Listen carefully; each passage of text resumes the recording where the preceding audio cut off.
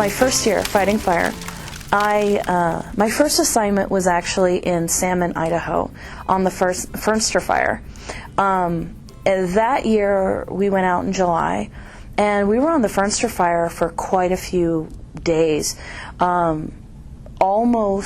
Almost 2 weeks we were there.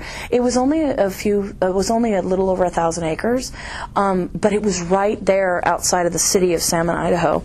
So it was really, it freaked the people out who lived there. So, we were really kept a very watchful eye on it. And we ended up going to, being reassigned because the I think it was called the Twin Peaks or the Twin Lakes fire, which eventually became the Sula complex. We saw that fire start, and a lot of the resources from our fire were redirected there. And shortly after, a few days later, they called us. We were the last, and our fire was out, so we'd just been watching it to make sure it was safe. And but we didn't leave. They didn't call us until like 8 or 9 o'clock at night. So we had a couple hours drive, and it got dark before we got over there. And in order to get to Sula, Montana from Salmon, Idaho, you have to go up and over the Continental Divide. And so that year, that was 2000, and that year they had to call it the National Guard to do kind of like traffic control and other fire support things, because it was just too much fire, too many people and stuff. And so we come up over at the top of the divide, and there's a roadblock, National Guard roadblock. So we all have to pile. It's dark. It's like 10 o'clock at night. You have to all pile out of the engine, show them our quals. Yes, here's our resource order. Yes, we're going down to the Sula complex. And the whole world looked like it was on fire. Everywhere around us. And there's this ski area there. And it was really cool because there's a really famous picture that was taken, it's online. It's the two elk standing in the river. That was taken right in that area. And it's so cool because it was like we saw that area. We saw what was going on, and it literally looked like the whole world was on fire. And there was so they had a sign, the National Guard, because they're a bunch of goofy guys. They had this big cardboard sign that said, "Welcome to hell." And that was our entrance into the Sula complex. And so we started driving down, and it was totally clear air up there on the top. But you start going down from there, down into the valley, the Sula Valley. And that day, before we showed up, we saw these 3 smoke columns just come up in the middle of the day. It was insane. And one of our engines was there at that time, and the gentleman who was on that engine said when those 3 columns went up, all 3 fires came together, and all the firefighters are out fighting fire. They're all out on the line. Those 3 fires came together and came racing down the mountain at over 100 miles an hour.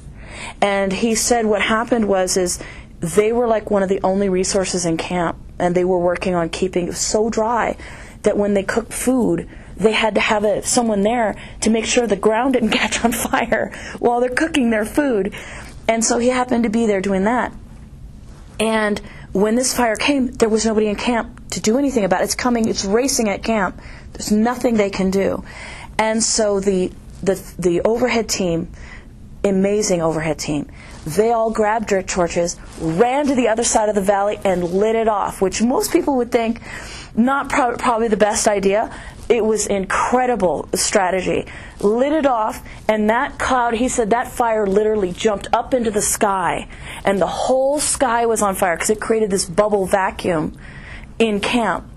And he said the whole sky was on fire, and it sucked up tents and other things because it just created, everybody got in their engines, rolled up their windows and stuff, or trucks and cars mostly, because they couldn't evacuate everyone. And that fire jumped over camp and went up the other side. And then they developed a strategy to catch it on that side.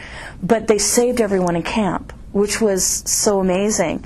So when we showed up that night and we drove down into, all of a sudden it was clear air, and then all of a sudden you hit a wall, and it was smoke. And it was so thick you couldn't see, between me and you couldn't see. the person in front of you. So we had to drive very slow with our engines, just where we could see the lights in front of us, follow the lights. And we got down into camp, and it was really late at night, so they're like, well, just throw out your tent and sleep wherever. And we're looking around going, all I see is fire. No, we're not going to go throw our tents out here, because all we could see was fire. We couldn't see. It was so smoky, we couldn't tell if it was safe to go set up over here or over there, because it just looked like there was fire everywhere. And so that night we all slept in our car, and we were so stiff the next day because, 3 people in a single cab truck trying to sleep, can't sleep outside because the smoke's so thick.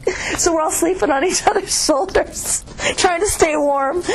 And but that was really crazy. That was definitely one of the more crazier things I've ever seen. But I've seen a lot of other crazy things, but that was definitely memorable.